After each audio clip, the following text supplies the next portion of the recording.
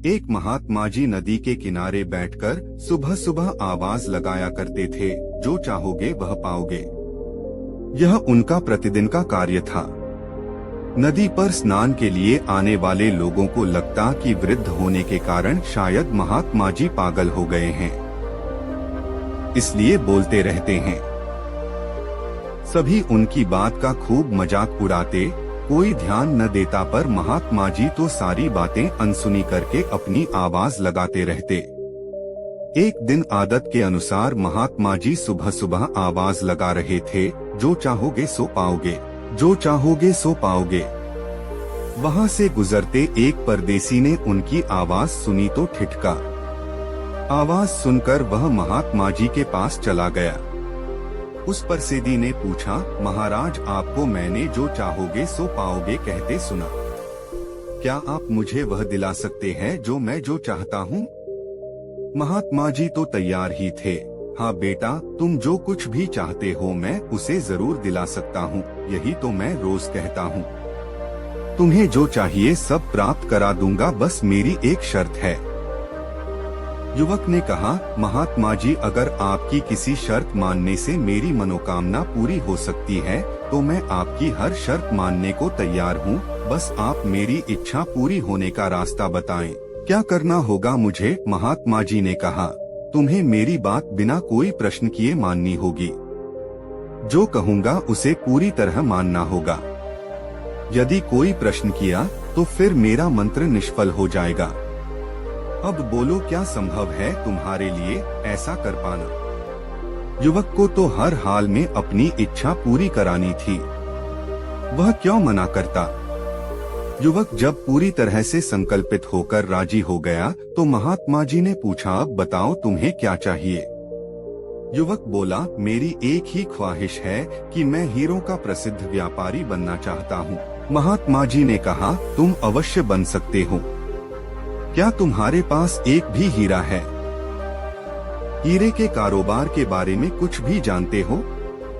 युवक ने नामे सिर हिलाया तो महात्मा जी ने कहा, कोई बात नहीं, मैं तुम्हें एक हीरा और एक मोती देता हूँ। उससे तुम जितने भी हीरे और मोती बनाना चाहोगे बना पाओगे। युवक तो इतना प्रसन्न हुआ जैसे वह उछल ही पड़े। उसे लगा कि महात्मा जी की झोली में कोई चमत्कारी रत्न पड़ा हो। ऐसे सिद्ध महात्माओं के पास होते हैं ऐसे कीमती रत्न, साधु के लिए उसका क्या मोल? अब मेरे काम आएगा।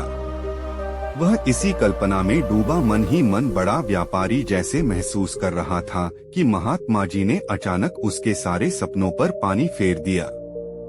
महात्मा जी ने युवक की दाईं हथेली को पकड़ा और उस पर कुछ रखने का स्वांग करते हुए कहा, पुत्र, मैं तुम्हें दुनिया का सबसे अनमोल हीरा दे रहा हूँ। लोग इसे समय कहते हैं।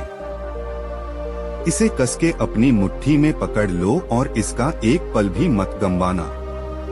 यदि तुमने इसे नहीं गंवाया तो तुम इससे जितने चाहो उतने हीरे बना सकते हो। युवक अभी कुछ सोच ही रहा था कि महात्मा जी ने उसकी दूसरी हथेली में कुछ रखते हुए कहा, यह दुनिया का सबसे कीमती मोती है। लोग इसे धैर्य कहते हैं। जब कभी तुम्हारे हीरे यानी समय के बढ़िया इस्तेमाल के बाद भी परिणाम ना मिले तो इस कीमती मोती को धारण कर लेना।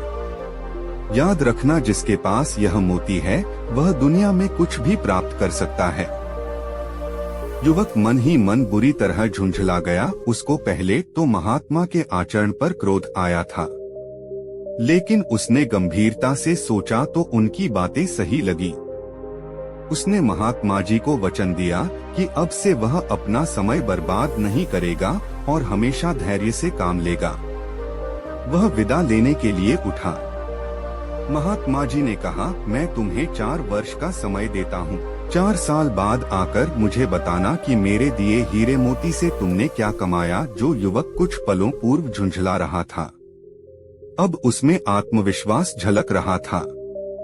उसे लगा कि एक फकीर महात्मा को उस पर इतना विश्वास है, फिर उसे स्वयं पर क्यों नहीं हो रहा।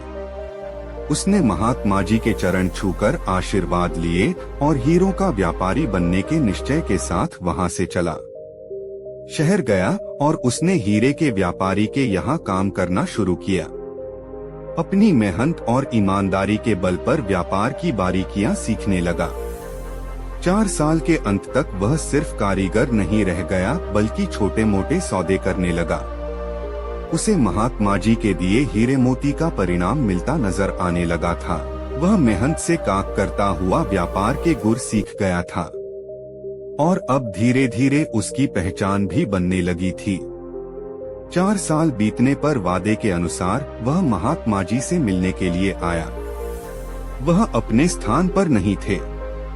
उसने उनके शिष्यों से पूछा तो पता चला कि महात्मा जी का देहांत हो चुका है। शिष्यों ने बताया कि महात्मा जी ने मरते समय तुम्हारे लिए घड़े में कोई संपत्ति छोड़ रखी है, वह लेकर जाओ। उसने वह घड़ा खोला। घड़े में कागज के एक टुकड़े पर लिखा था, तुम कारोबार सीख चुके हो, धन की कमी नहीं है। अब एक चीज तुम्हारे पास से लुप्त होने वाली है, संतोष। इसलिए मैं तुम्हें तीसरा रत्न संतोष देता हूँ। इसे अपने साथ गांठ बांधकर रख लो, बहुत बड़े व्यापारी बनोगे। महात्मा जी के 3 रत्नों की सहायता से वह युवक एक दिन खुद भी हीरे का बहुत बड़ा व्यापारी बन गया।